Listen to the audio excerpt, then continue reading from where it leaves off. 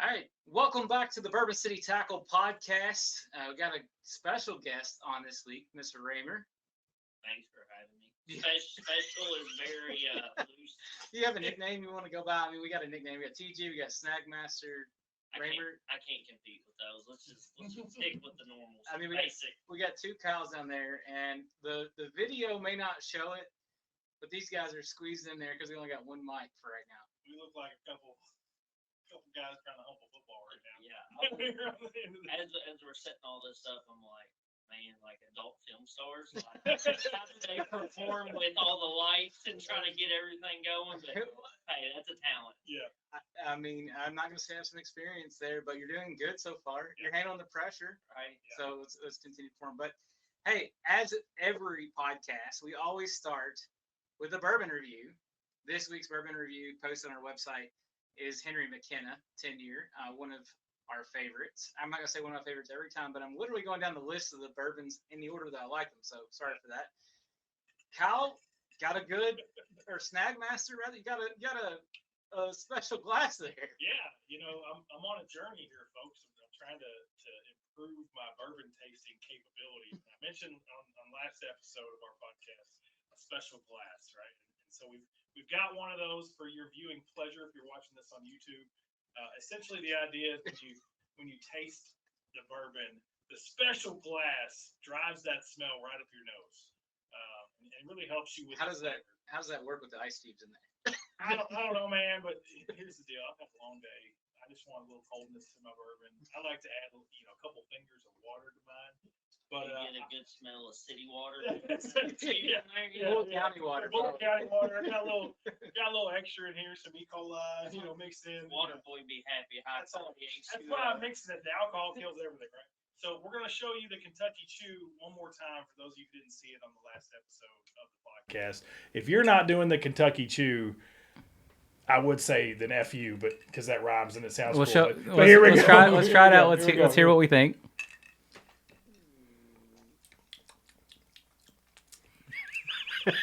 Like I said last week, I don't know what you're looking for here. I just taste good bourbon. I mean, you're gonna have to do better than that. Let's try.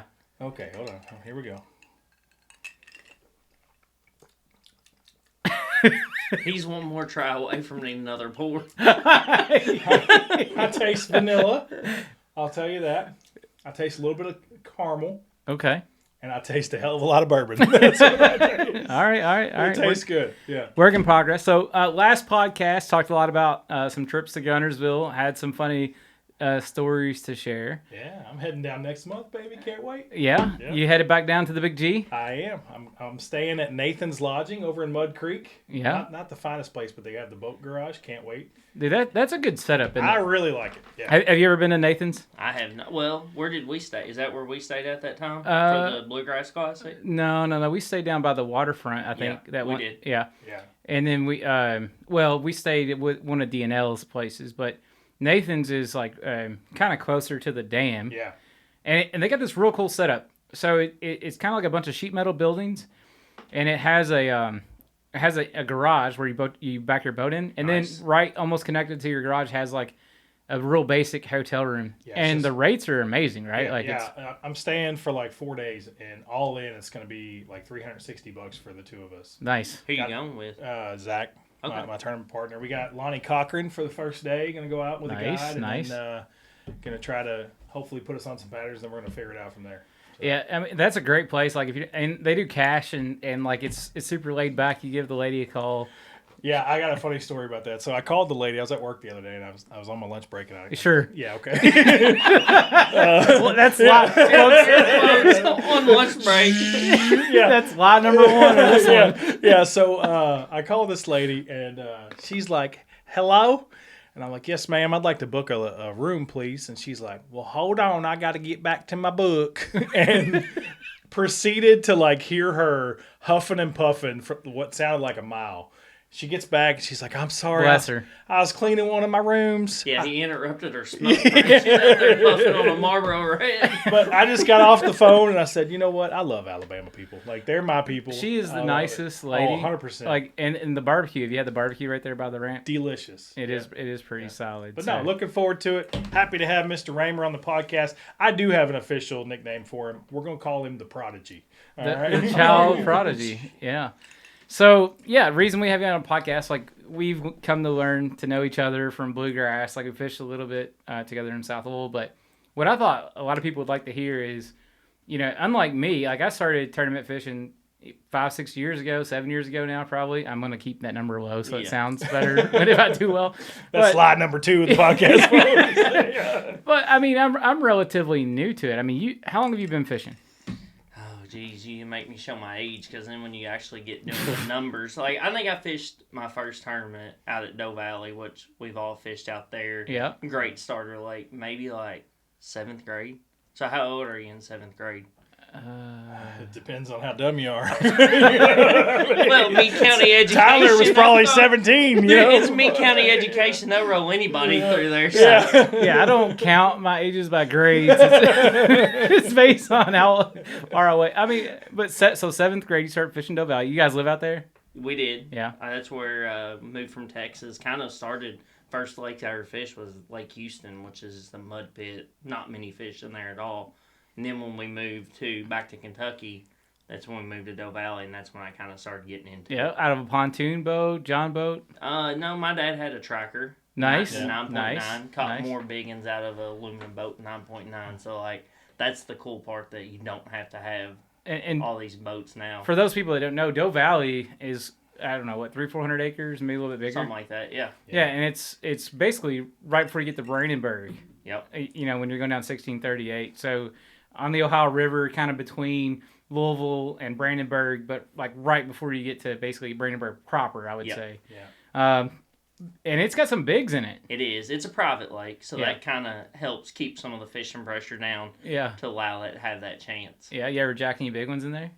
I think the biggest I caught was a 7, but the amount of 5s and 6s and stuff like that just doesn't compare to any other lake in Kentucky. So, I mean, we all know it here. We're just kind of sharing with the rest of the audience. You know, Nathan, my fishing partner, he has a place on Doe Valley. Yep. I've fished at Doe Valley quite often, and there's been some big ones caught. Now, not quite as good as it used to be, I think, when they pulled the lake.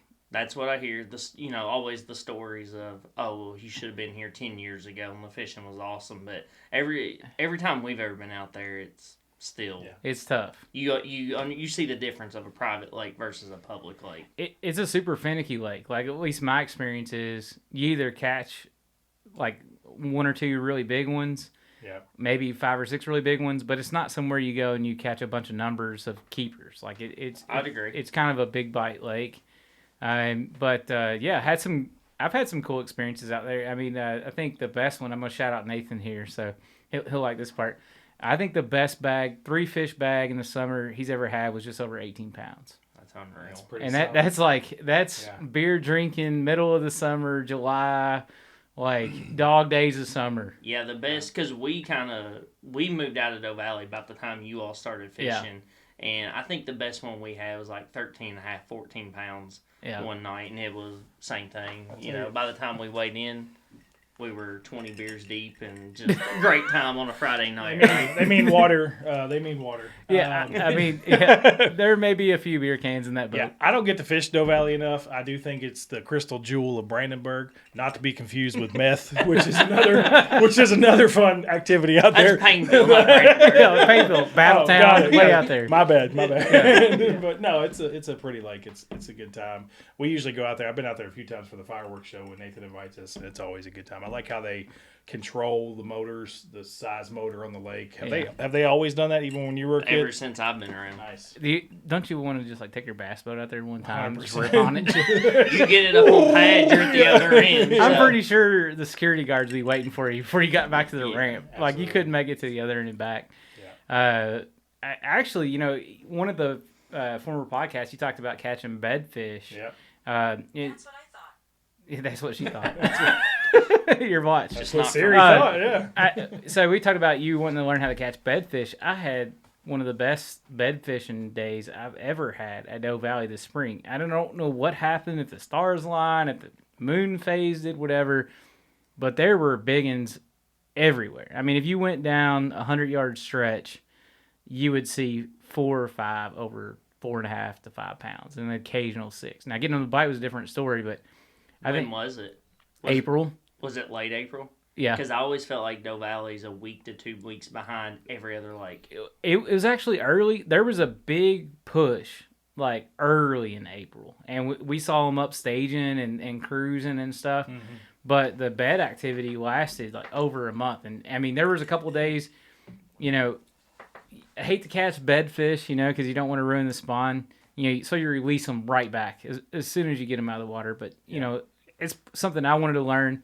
So Absolutely. messing with them, Turns out he does have a heart. Yeah. All this Yeah. time we didn't think so. I'm working on it. I mean, It's like the Grinch. Yeah, there you go. his He name- grew 3 times that Yeah. day. He threw that bedfish back instead of taking a picture. That's his nickname. His nickname's the Tin Man. It's not There TG, it's the Tin Man. Yeah, I'll own it. Yeah. But I mean, I think I fished 2 or 3 days out there this spring and had over 20 pounds every day in sight Oh, yeah. fishing, and there's just a science to it. Trying to agitate the fish, like trying to judge the size, like reading the phases of spawn. I think I learned more this year in April on the phases of spawns as far as reading a fish's behavior, of when it's going to commit to that bed, how that changes your technique, and all that good stuff. I mean, it was fun. So, I mean, Doe Valley's an amazing place. So, Yeah. so what would you say? And I'm curious, Kyle or Mr. Raymer, I should say, the Thank prodigy you. Thank you. himself on the podcast. What would you say your favorite, Tyler? Your favorite bedfish bait is that you find most success with? And I'm curious what yours is, Kyle. You got one thing in your arsenal, one flip, one shot at this fish. What are you throwing? Probably I really like something in white, like probably like some kind of white beaver or crawl, and then I'll flip it at the tail Yeah. of the fish usually and see if I can. Make them spin a little bit. Well, I feel like the tighter the circles get, the closer they get to biting, and so like usually I'll start with that and kind of read if they if they leave and then like don't come back or start cruising.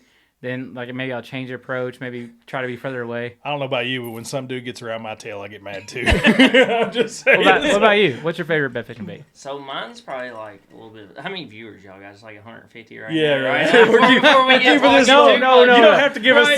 the sneaky. Like, you can give us the fist sneaky. No, so like, but it's like Tyler's saying though. It's so much of reading the behavior of a fish that like I can tell you what I do, but it's all about your experience. All right, what's your first what you cast? do. Your first cast. So my favorite is a 1/2 ounce Kitech jig. right? Really? So it falls real quick. Yep. So therefore you can get it in because I've had more success in making them mad Yeah. than I have actually getting them to go down and do it. Like the reactions of hitting them in the tail, making them turn around, or dropping something real fast right by their face and they just react to it. Yeah. It is. But you got to be careful of knowing when they actually eat it and not snag them when they Right. Yeah. Because that's very easy to do. Yeah, for sure. But I mean, I would say like there's been some bedfish where I've like completely abandoned like the bed itself. Like a lot of people just throw in the bed and try to agitate and get to eat. And if they don't get interested, I'll literally just flip at their tail every time, over and over and over. And I've noticed that they'll, like I said, those turns will get tighter and faster and faster and faster.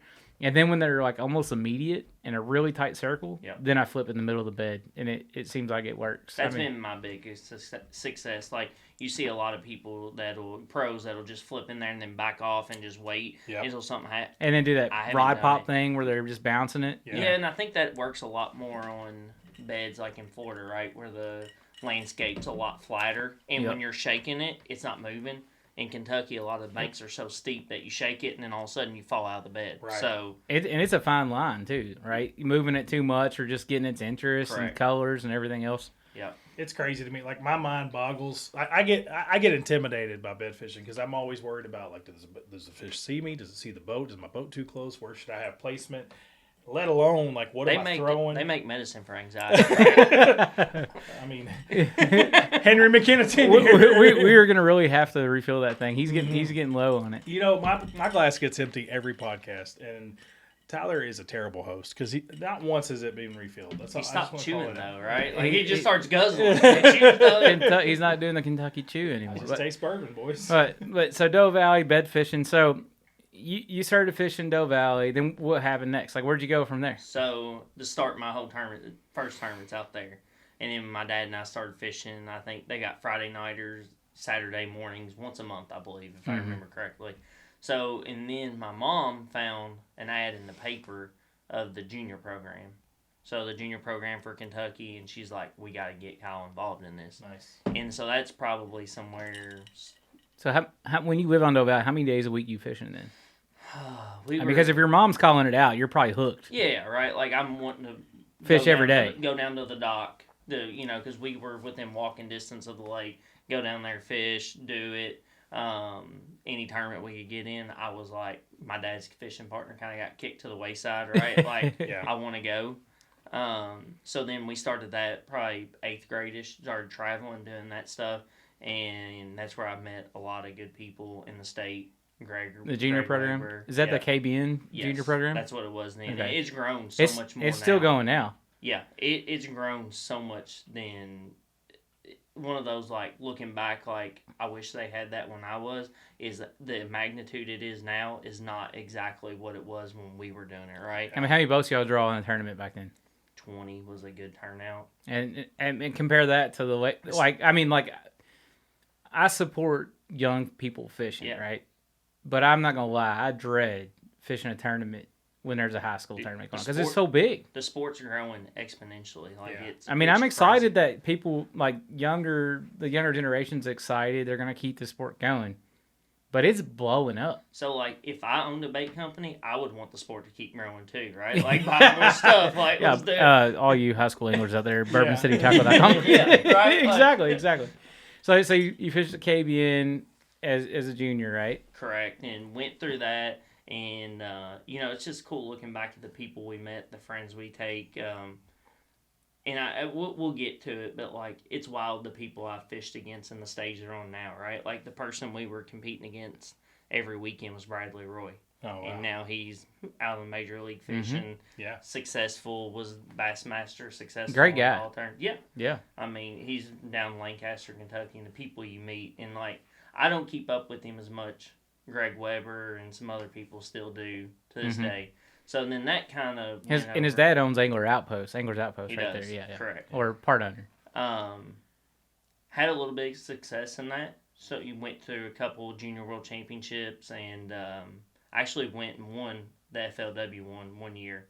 And in that same year, qualified for the Bass Junior World Championship. So you won the FLW Junior World Championship. Yes. Wow. It wasn't on Doe Valley. Was not on Doe Valley. Where was it at? Dude, it was at this little power plant lake out in South Carolina. Yeah. I think it was called Lake Monticello.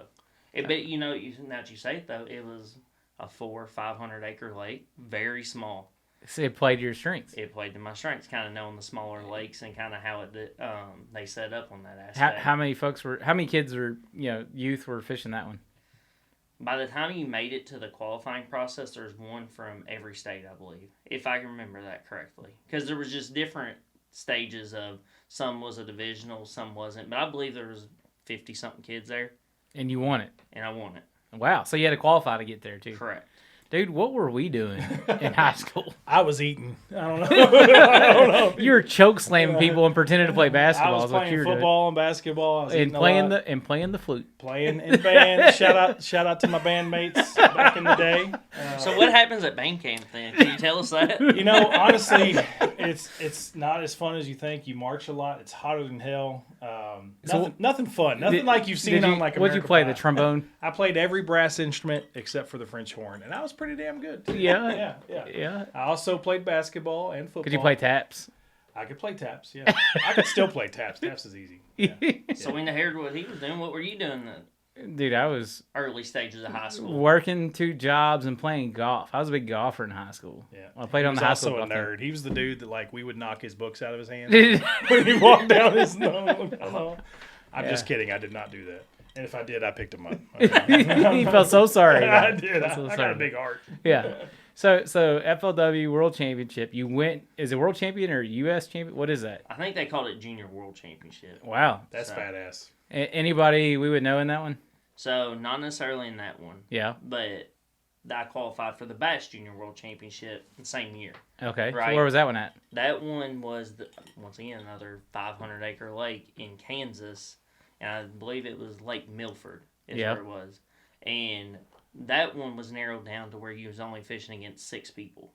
So at this point, you'd won your state, Yep. and then you went and fished a regional, which Okay. was in conjunction with the Federation Nation. So like the adults were fishing their division, and Got then the juniors paired up with whoever won that last one, whoever won their state, and then the kids from the state went out and fished that last day. Yep. And so it was down to 6 people from each division, and that night I met Jacob Wheeler.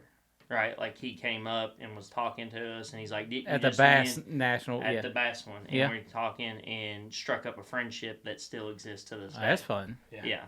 Only like arguably the best fisherman in the world right now. I mean, I don't even know how. Yeah, Yeah, for I, sure. Yeah. I don't know how you could debate that. Yeah, I don't think it's even arguable. So you guys, you fish against each other. I have to ask the question. Okay, Who won? Did you? so neither one of us did. No. So it was actually the worst conditions you could ever imagine. Yeah. I mean, it's Kansas. So like it was 20 degrees, Yeah. and the wind was blowing like 40. Ooh. So It sounds like Cumberland last year for bluegrass. if I can remember correctly, I think we were in the older age group. There's older age group, younger age group. I think one kid in the younger age group caught a fish to weigh in, That's terrible. and 2 people maybe in the older age group caught fish. And but actually Jacob and I, we both blanked.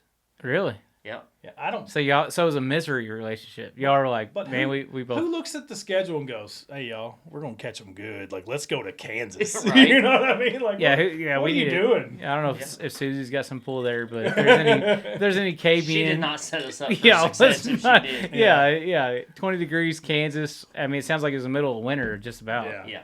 Yeah. Yeah. So from there, right? Yep. What was next for you, fishing wise? So I'm assuming even after freezing your ass off, right? You're still addicted to fishing, right? Well, and you got to have some buzz around you too at this point. Like, you won the Junior World Championship. You're in this big league. You're fishing with all these up and comers. Like at that age, I would like to think that, but Yeah. was it reality? Probably not. Yeah. But I don't know if you've heard this, but I'm kind of a big deal around here. I have many leather-bound books. Many leather-bound books. For us in the fishing world, I have many mega bass jerk baits. So you want to talk about the buzz and feeling good about yourself? You do something like that, and then like a year later, my little brother and Ethan win the high school world championship. So then it's like, hallelujah, like that Raymer, Dude, Raymer boy, yeah, that just Jared means- Raymer. Dude, I'm pretty certain Frank Raymer might be a stud in that That's regard. right. Like, That's if you're a right. single lady out there, if Yeah. Frank Raymer, something ever happens, I hope it never happens in his marriage. Yeah. This dude produces world champions on the anglers. World class fisherman. Yeah. Stud him. Yeah. Stud him up. Let's just not talk about my dad. And like that. I mean, he must be doing something right. Well, yeah, maybe. Yeah, great guy. So you blank there, right? Correct. What's next? So what age are you at this time? At this I point? think we were junior in high school at that point. Yeah. So, and then from there, kind of. Wait a minute. So you're still interested in fishing, junior in high school? I had other things. You and me both. So now the truth comes out. Talking about you were studying at band camp, but now like. I'm just saying, Sarah, I love you. So, but then that kind of rolls into college fishing. At the time, I based where I was going to go to college around fishing. Yeah. Heck yeah. EKU had a really good program. I say a program, it's like a club. I just met Richard Cobb. Correct. Yeah, And he, so he said he recruited you. he was one of the main influences. I mean, you were the LeBron James of fishing back then. Nice. You Number get some- one prospect. Did you get some NIL money? I gotta know. Yeah. At that point, it was illegal. You know? I can't talk about it. you got a brand new 1987 Hyundai, right? Yeah. What I got was a 10% discount at the cane pole there in Richmond. Is that a tackle That's store? a local tackle shop. Yeah. Nice. Yeah. So you go to EKU? Yeah. So they were had a reputation. Drew Sadler, who now fishes bluegrass. He was there. at EKU? No way. Yep, he was there. At the same time you were? I think he may have graduated by the time I did, but he had some success early in the college fishing stage. Hold on. Richard Cobb. Are you thinking right now, like, who the hell are we fishing with on the weekends? Like, I mean, let's just keep no chance. That's what you got. Speak for yourself. Yeah. Anyway. But then Richard Cobb, he had some success early on. Tyler Moberly. So, like, these are some, like, kids that are doing good in college. And it's like, okay, like, that's where I want to go. Like, they've got an established. Maybe I can learn from these guys as well. So, I go there and start fishing. I'm trying to think early on, not too much success. But towards the end of it, like, we end up having some success in it. Ethan Snyder, who was my fishing partner who I grew up with. He fished with you in EKU? We fished some. So my last year before I left, he was the number 1 ranked college angler. Ethan was? Yep. He's got that on you forever? We were the number 1 ranked team. In the U.S.? Yeah, and I was the number 2. So he was 2 because there was one tournament. Where y'all fished separate and he beat you? Yes. so it got me in you the didn't ranking. plan that out too well. No, I thought I could get him. But I mean, he got me. The Detroit River. So them smallmouth. All right, so it's not what I understand. We're gonna settle this forever. Yeah. Who was net man in that relationship? It's obvious. I'm number 2, dude. I was the net man. Dang, dude, he takes a humble approach there. That That was is. such That's an awesome opportunity. That's a Just good to man. demonstrate for So- the record. So I got to know, like, so I was a collegiate athlete at the NAIA level. I played football, right? What school? I'm the Al Bundy of Spencer County. I don't know if you know this. Yeah. So I played at Union College. It's a little small school in Barberville, Kentucky. I know. Well, you weren't too far from Richmond Not there. at where I all. was. We used to go party in Richmond. That's all there was to do. Did you watch Sunday Best up there with me? Absolutely. Yeah. Dude, that was the deal. They Did you ever come go to Richmond. Hurricanes and? Hurricane. Dude, Oh, you're yeah. a little bit before my time. Hurricane. I'm a little older. But no, I got to know what was practice like, right? Like, so playing football was a full-time job, right? Yep. We got up, had position coach meetings, we had practice 4 hours a day, lifted weights, watched film. What's practice like being a collegiate fisherman? Like, what does that look like? Yeah, so that's It looks a lot like this. Looks a lot no. like So that's a legit we're just question, fishing. right? Because like I would say we probably took it as serious, if not more serious, than everybody else. Really? Because there was a lot of times we would go pre-practice lakes. Like, we would go put in the time. Yeah. You would go travel somewhere. You would. And, like, there's times where, like, we would go and you'd have a 30-day off limits, right? Yeah. So a lot of times you try to pair it up to the weekends before. Yeah. And it's kind of cool, like, just getting out there and familiarizing yourself Dude, with that the sounds lake. awesome. Well, but just being out there and, like, starting to understand it, and like, so then you catch a fit, you get a bite in practice, or maybe even tournament, something clicks with you. You're like, oh, well, I remember that one spot that sets up just like this, and you start trying to duplicate a pattern, and it gives you an advantage. So, like, we put in a lot of time to, like, pre-fish for, not pre-fish, pre-practice for these tournaments to kind of get an edge up on it, and a lot of times it was a lot of fun, right? Like, because we're traveling. We're college kids out there traveling and getting to hang out with your buddies. Now, do you get like dismissed from classes for that? Sometimes. Do the girls like the fishermen So, at Eastern? That's what I want to know. Like they didn't like me like much, at Union, right? like at Union, it was like the baseball players, the basketball players, and then the football players, and then like the soccer players. Nobody really liked the soccer. So what I will say, we were. We held enough of our own with the partying aspect that we were the fishing house, right? So, like, we lived on Hampton Way, which was the big place where everybody lived in Richmond, and there was, like, the fraternity house, like, oh, that's the Sigma Chi. Y'all have a That's fishing this. house? Yes, we were the fishing house. That's You had a fishing house? No, we were. That's what we were called. Like, they're like, who's the guys down there got their tailgates down, they got the yellow D-Walt going, blasting on the front porch. No way. Yeah, that's the fishing house. That sounds horrible. Yeah, it was bad. Yeah, I bet. So you guys traveling around, you're practicing for tournaments. I would think that in college, the whole team's kind of out there at these different lakes, I would assume, right? Like, y'all would travel 2 or 3 boats or whatever. Yeah, you'd have a couple teams qualify for the same tournament. Do you feel like that helped you break down a lake a lot better? Because, like, you were kind of like, everybody was sharing so much information as you're practicing, because you want the team to win, right? And also, this is like before Mega Live and forward-facing sonar and all this, like all these advanced mapping systems, right? I mean, we're talking, 10, 15 years ago? at least. So what was it? What did I graduate? Somewhere around. I graduated high school. Did they have 09. down scan then? 09, so 15. So yeah, it was 19 years ago. Oh, I'm Yeah, serious. yeah, Did they have down scan? So about the time when I was in college is when side scan, down scan was Came the out. deal, right? See, Like, he laughs, but Like, it's that, new. It was that new. was the deal. Like if you were ahead of being able to, like, ledge fishing, side scan, and not just use your normal 2D to try and figure it out, like Yeah. it was a big deal. Yeah. And so like first to figure out down and side was Yeah, like that was especially I mean, offshore stuff. and that was when Kentucky Lake was in its heyday, Yeah. right? Like no longer like pre-Asian carp, like clear water with I all the can't mussels imagine. and stuff, and like you'd go catch 100 a day. Like you would spend, but like here's the part that sucked though, right? Like I could take y'all down there, like we go catch 100 then. Yeah. But it's like if we went down there and practiced though, it's like we're gonna be lucky if we catch 20 because we're gonna go idle 2, 3, 4 I mean, miles. that's the and way try I to figure practice it out, anyway. right? Like it wasn't about it. We could go have fun, but each time you did it, like it's like let's add something to the arsenal here, right? Let's Like, go find the shallow bite when even though you're offshore. Let's go, off the wall. Not the shallow bite. What you did was you tried to map stuff that was because the mapping wasn't as good, like Gilner was saying. Yeah, and this is what I want to get into is like, so you're at these lakes that you haven't seen a day in your life. Like, walk me through your process back then of like, how do you break down a lake? So what would be the time of year? Because that's going to be a great starting spot. Pick any. Let's say it's spring.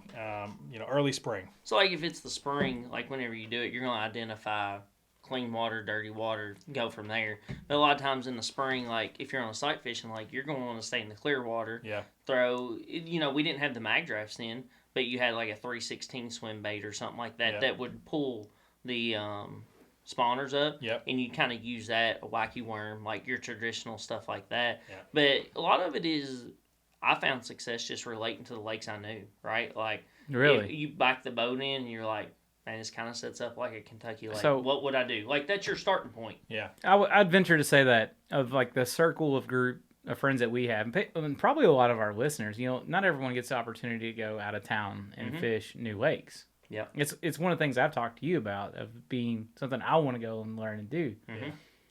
What I hear is you apply what you learn here, like at a No-In, a Rough, at a Doe Valley, to these bigger lakes, and you go and you look for patterns that you know there. Is that That's fair? exactly what you do. Like, you do that. Wow. But you also do your research and kind of know, like, what exists, right? Like, you're not going to go to a Lake Murray as a herring lake and be able to get completely dial it in off of what we know here. Our bait fish aren't the same. Right. So, but you do a little bit of research to kind of figure that out, and then you use it. But then it starts clicking, right? Like, you get on the long points, that's where the herring are, and you're kind of like, all right, well, this isn't too different than the long Don't say too points. much here. We got somebody over here listening. Yeah, but it doesn't. But the long points that separate themselves are still the same ones. Channel bends up next to it. It extends out a little longer. It's the than general last principles that are the same, yeah. One. Correct. Yeah.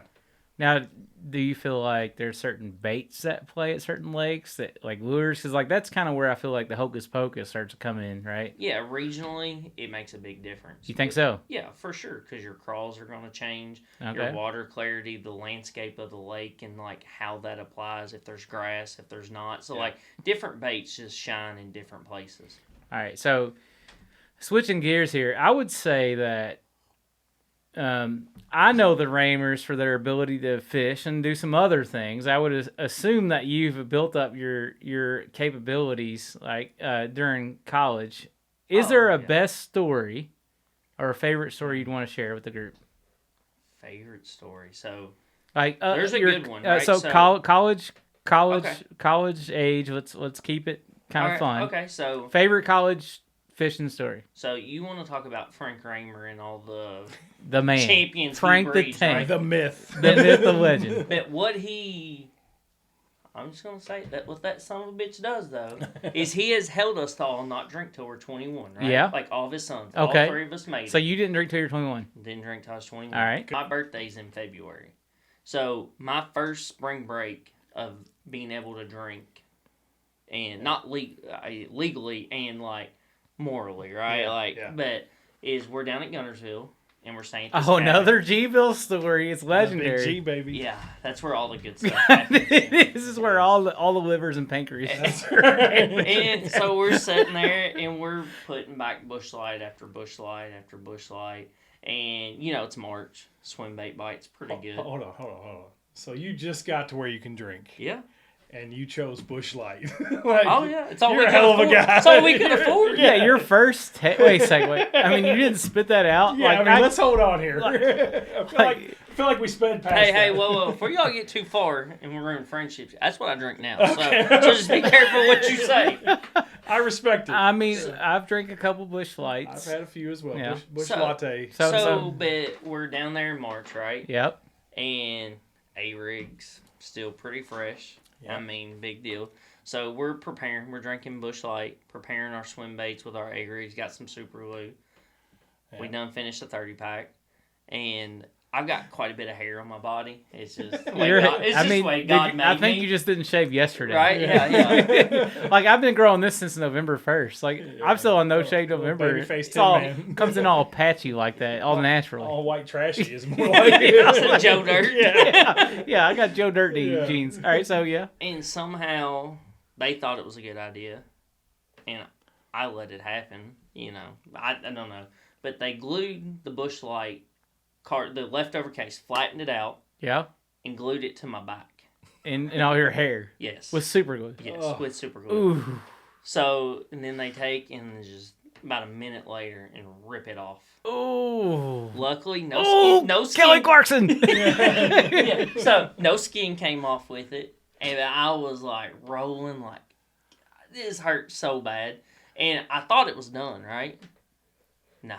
The next day I go to cast, and all day long it's just pulling hair that's still here on clumped up with the super glue. Oh no. So You got some good friends there. yeah. That's right. But it turned day one. We went out and dropped like 24 and a half. So You it got was 24. How'd you catch it? rattle trap in the grass. Really? Yeah. Shallow or deep? We were fishing a point of grass, and once again relating and seeing the lake beforehand, like Yeah. you're talking about. I went back to a place that I'd fished in the fall 3 or 4 years ago, and I just knew it topped out there and made a point. Where's that at? Yeah, it's out there in the lake. Yeah. No, it's right out in front of Honeycomb. There's like Okay. a little grass point that Yeah. comes out there. Yeah, I know yeah. what you're talking about. And there where it topped out, and we caught some in the fall winds matted out there. In practice, we went back, and I was like, I know there's grass that grows here, matted out, and we got a bite, and then went, and in Yeah. tournament, we had no idea what it held. What it would hold.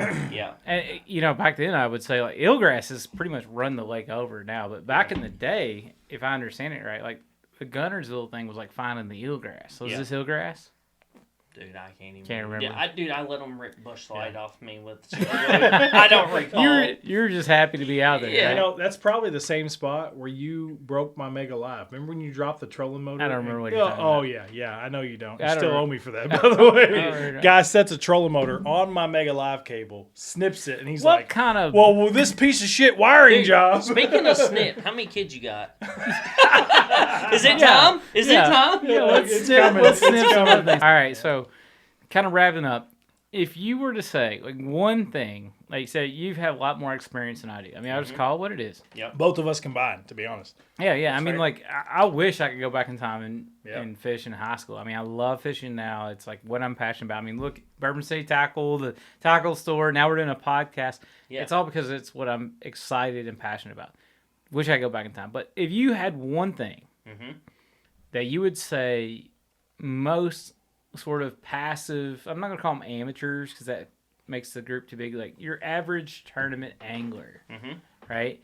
Your average in your 20 boat clubs, in your 40 boat clubs, like around this area or even more, right? Your folks that work all week. What's one thing you think they do wrong from what you've learned? Like, and I'm not trying to put you on some Yeah. sort of, I would say fear of failure, maybe, like Yeah. or a fear of not catching them, and it's not taking the information of the day, right? Like whenever you start fishing multi-day tournaments, you learn that it's like day by day is not the same. Your practice is not the same as the next day. Sunny, cloudy, like the temperature changes if it's foggy in the morning. So like, take what you're learning at the day and build on that, right? fishing Like, conditions. yeah, like you fish the conditions, not like, hey, I got bit here 10 years ago, like, Or even last week. right? Like a lot of us. Or even yesterday. I mean, a lot of us A lot will of go out times. there and they'll fish the week before, and you'll practice. I got them figured out. Yeah. And you got a spot. Yep. I mean, what you're saying is like throw that out the window. Maybe start on something like that. Correct. Use history as like a basis to build for that day, but then take the clues that you're given each day to fish the moment. Because if you don't, then you're just going to end up probably with a bag that you did not catch 10 years ago doing the same thing. Well, and I would say it's even rare for the conditions to line up to where the same history Correct. from last week, last year, last month. Yep. Dock talk, right? You got a buddy who fished a tournament there 2 weeks ago, and he caught him on a certain lure, and he gives you the juice. Yeah. Kind of let that go too, is what I'm hearing. Yeah, just use it, right? Like it's information. Something to check. Yeah, right. Like that's the information given, but that does not mean it's the same story this week. Yeah, my old tournament partner Tyler put it best. Like I have a really hard time catching other people's fish. Like just do you, you know. Do and I what you would know say works. even sometimes like I can get closed-minded, right? Like I say all that, but somebody will tell me something how they caught a fit, somebody caught It a good messes bag. with your head. Shake No, your head magic, not that, baby. Not that. I'd be like, that's stupid. It never even take into consideration and trying to figure it out like why they did it. You know, like I remember somebody finished second in this tournament one time at Green, and it was June, and they were throwing a jerk bait at the end of bluff walls, and I'm like that's just not even relevant. Like, why is that matter? But they had 15, 16 pounds. It's like, obviously it's relevant enough of something that was happening instead of just like saying that's stupid and writing it off. Like, try to think it through. Like, why did that make sense? How did that happen? Well, I mean, last question. I think like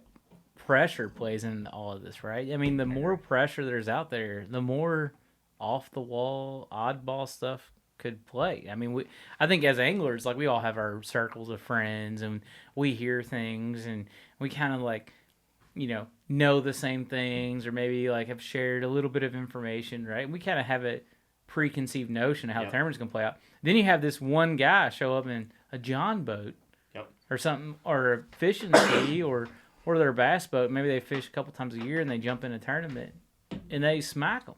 Yep. And that's because, a lot of that, I think, is because they're just doing something so different than everyone else, and they ignore the dock talk. It's like the year I ran up the river at Green.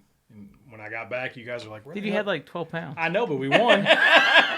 A W is a W, folks. Don't ever forget that. We won, and when I got back to the dock, you were like, where the hell did y'all go? Look at your boat. And y'all were like, what do you got? I was like, 5. You were like, oh, some 12 inchers. I was like, no, 15 inches. You were like, oh, shit. You won. I mean, you guys, you guys, I mean, to your credit, and this hurts. I know it does. It hurts so the bad. 10 man's going to lay it down for us. It's a prime example of fishing the conditions. Yeah. Right? You completely abandoned the dock talk. You completely abandoned things. And you went and did something divergent from what the people you had talked to had done. Yeah.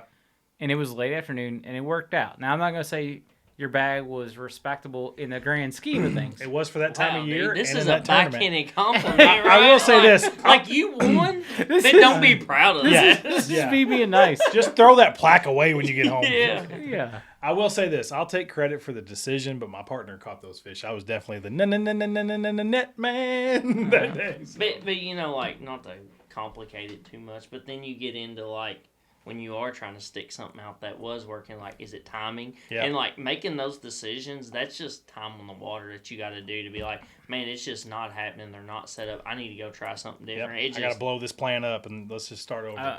I agree. And I'll say that if there's a great fisherman out there, and they say they got it figured out, they're not a great fisherman. Because a great fisherman understands that you never have it figured out. Like, there's always something that plays, and it could be pressure. It could be like pressure from forward-facing sonar. It could be timing. It could be as little as like the tournaments that happened the week before that can play into your tournament strategy. And so that's what I like about fishing. That's what makes it fun. Yeah. I mean, it's a never-ending sort of puzzle. Yeah. I agree, but I don't at the same time. Okay. Right? Like, there's people out there like Jacob Wheeler. Yeah. That he's just got a different gear. He's got a different love for it. Yeah. And he's going to put in the work. And, like, when he's not fishing, or not tournament fishing, he's fishing. Like, one time he was pre-fishing for the Classic out at Hartwell, and I went down there with him pre-practice and doing it. I mean, the crazy bastard kept me out on the lake. It was 11 o'clock at night, 20 degrees, and he's scanning, just looking for brush piles, right? In December. And when's the tournament supposed to be?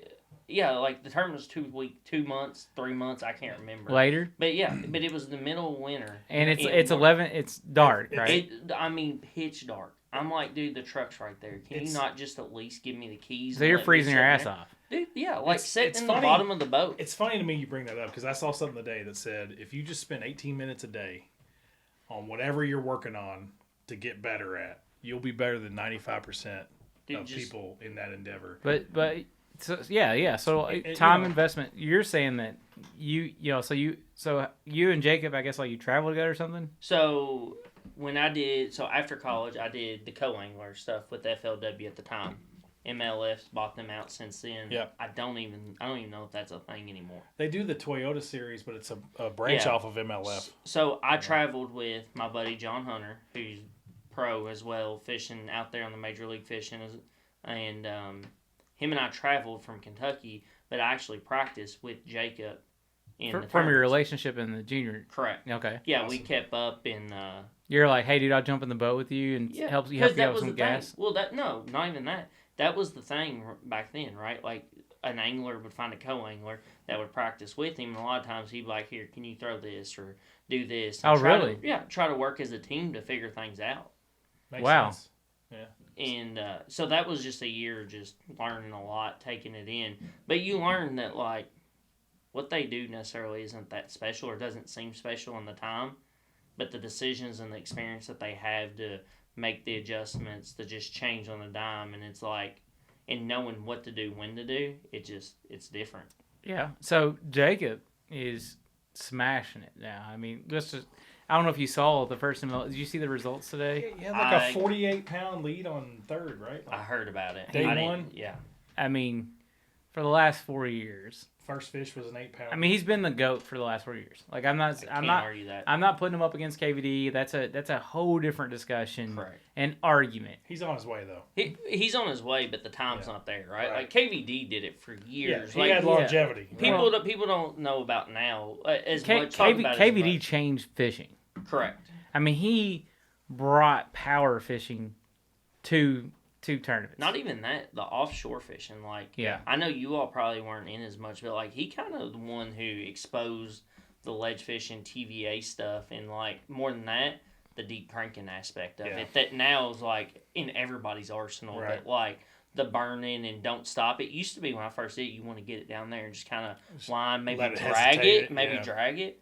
Not the crank and not what the everybody Rick knows now. Yeah. Not what everybody knows now. Like he was it. Like, so I don't know that the conversation's there yet. Like, he's on his way for sure, but the time that KVD, like, you can't take that away. I mean, I don't want to go into a whole lot of KVD versus Jacob, but I would say Jacob's adapted to the technology better. Yes and no. Recently. Yes and no. Like, adapted's a loose term whenever he's been doing it for 15 years, where KVD's been doing it for 40. So what's your definition of, like, the adapting, but KVD's buying on what he's already doing? Let me put it this way. KVD probably adapted to down scan, side scan very quickly.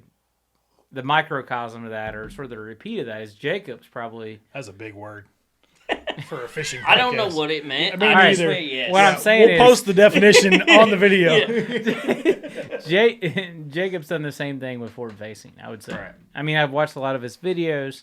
Seems like the guy's pretty relentless. Have you fished with him lately? When's the last time you fished with him? Well, last December, right? Oh, really? Yeah, because not 2023, 2022. Because we typically have gotten into a pattern where we'll go to Dale once a year together, and the winter go do that scope and bite guts. So how's that feel? I know you and Jacob have been friends, but like in the back of your head, like, I mean, Kyle Raymer fishes bluegrass now, right? Like, lives nearby. Like, you know, fishing's kind of like in your past now. It's more of a hobby. Yeah. Is that fair? Yeah, I would agree. Like, I don't. But you go out with Jacob, who you know. Yeah. Who's arguably the next GOAT. Correct. Maybe the GOAT of all GOATs, right? I think it's the GOAT of our generation. Yeah, well, so you go out with Jacob. Like, what? I mean, do you see Jacob as like Jacob Wheeler? Like, or do you see Jacob as Jacob? Jacob? Yes and no. You take it in strides. Like, I don't reach out to him as much now as I did before he was as popular. Yeah. Because I don't want it to like Bug come 'em. across, and life just gets busier, right? Like you have a kid, like things go, and you don't have the time to shoot the shit on the phone for an hour, right? Yeah. It just changes. But like what I would say is, he's a buddy more than he is like somebody I necessarily just look up to. Like, Yeah. I told my dad, I was like, I'm gonna tell him, like, as we get in his boat, like, if he finishes second again, like, I'm not gonna be able to go up fishing with you. I don't want to see. Like, No, if you can't win Angler of the Year, like, why not? Like, that's just who I am, right? Like, and I'm not gonna treat him any So you got different. Matt Becker's number? Yeah. Like, Does he drink Bush Latte? That's what I want to know. I can't. Does he drink it all? Yeah, he does. Okay. Yeah, no, dude, he's down to earth, good guy. Like, Seems if he was like here, he would shoot the shit All right, and have a good time. I mean, I'd love to have him on sometime. We'll see. Yeah. Just putting that plug in there now. Yeah. But so December. We're gonna have to get Last- our shit together before we get him on here. Learn what microphone picks up, not the 2 hour delay that we experienced I'm tonight. just saying. I mean, we'll get there. Baby steps. Yeah. But so you go out with Jacob last December, Mhm. right? You know Jacob from before. Yep. What's it like, dude? Tell us. Like, I'll never likely ever fish with Jacob. Like, you probably won't have the. Most people listening to this, Yeah. will never have the opportunity. Maybe get your hat signed, right? Yeah, or like be on a lake while he's fishing a tournament and see him. Yeah. That's it. Tell me, but even that's different because like that's all kind of like a shell game. It's 100%. tournament practice, and 100%. but you have like been in the boat with Jacob in his recent rise. Yeah. Goat status, potentially goat status. Like what did you take away from that? Like I know you're an angler. Yeah. So what I would say, a couple things, right? Like, one, he's still humble about everything. Yeah. And two, no matter what success he has, he's still hungry. Like, you talk to him and he's like, dude, he's like, I just want this one back. I'm like, you finished third in it, right? And he's like, yeah, but if I'd have made this adjustment, like, he's still hungry and like He's grows on that. still revisiting it every It's tournament. the passion that he has for it. But like, I still try to absorb everything I can from him. But what I would tell you though is just there's things that you can't absorb from it and take in because his passion and time on the water that he puts in, it's just the experience, right? Like, it's just he knows when to make what decision. Like, when we're down there idling guts at Dale, like, he kind of just picks up on which one's setting up right to not. Like, I'll fish every single one that's got a ball of bait and some fish underneath it, right? Yeah, me too. But, like, it's like, there they are. Yeah. Let's just make them bite. Like, he just knows the different things from experience of what will make them bite. Like, and like I said, the fear of failure, like, man, I caught him on this worm yesterday. I know it's going to happen. Like, he's very quick to switch a bait, see what they'll react to, like, learn the different things. But I think one of the things I remember, because you and I have been friends for a while now, and so we talked. So I think last December we were talking about it. I think one of the things that really stood out to me, and I still recall, is that you know Jacob, maybe it was in your boat or his boat, I don't remember which, but he goes to take off and sees fish on side scan while he's about to go on plane. Yep. Right? And says, "Oh wait, there's some fish." That was our best spot that day. It was his boat at that time. Yeah. But yeah, it was. We started to take off, and that was the slower day. One of the slower trips we've had. Maybe we caught 15. But on that, just him picking that up on the leaving. Can you? I mean, we caught 8. We caught 8 or 9 of them from there. Yeah, 99.9% of people are just driving. I mean, well, when I'm taking off, I'm usually turning the radio up. Oh yeah, taking a drink of my Gatorade or something. Yeah, eating a sandwich or whatever, right? Like just trying to be efficient with time. And this guy's looking at whatever's left of the side scan picture and says, "Oh, that's it. I need to stop. That's what I need." Yeah. And it's just like his passion and like always like that's wild. Pushing forward and wanting to do it. Like, so what you would say in summary is he's earned it. Oh, there's no doubt.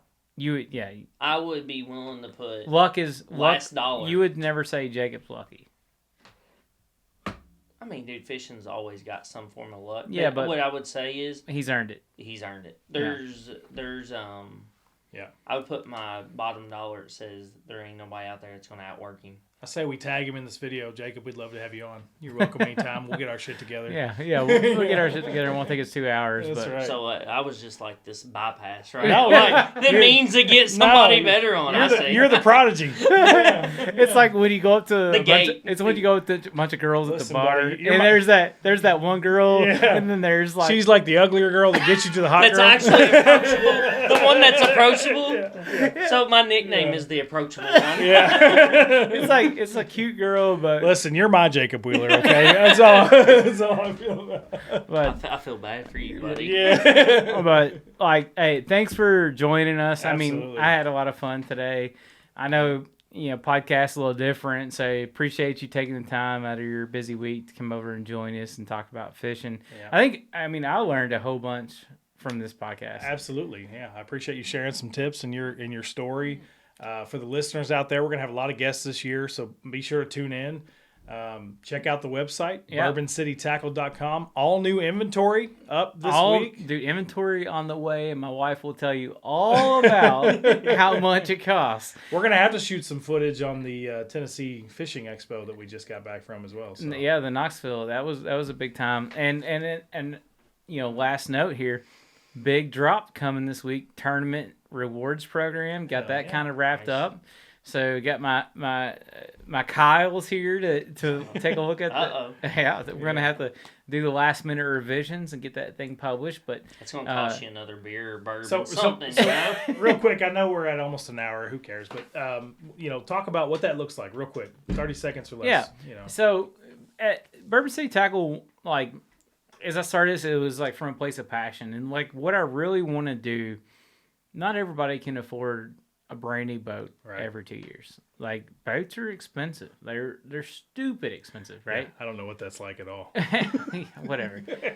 And also, so if you don't have a brand new boat and you don't go and fish these big MLF and different tournaments that take a lot of practice time, it's just not available to your average angler. And so really what I'm trying to do is provide a reward incentive for just the average guy who goes out there and fishes a 20-boat tournament, who goes out there and fishes a bluegrass. Angler, the weekend angler, right? Like, dude, now that you're like kind of putting it all, like I think I digest this as work, right? Like, how many jobs out there now, like salary plus commission? Like, this is just like hey, if you're gonna go bust your ass and try to put in the time, here's just a little extra that you can win. It's a rewards program for the common man or woman, the weekend warrior. I don't care if you're in a John boat, a fishing ski, a pontoon.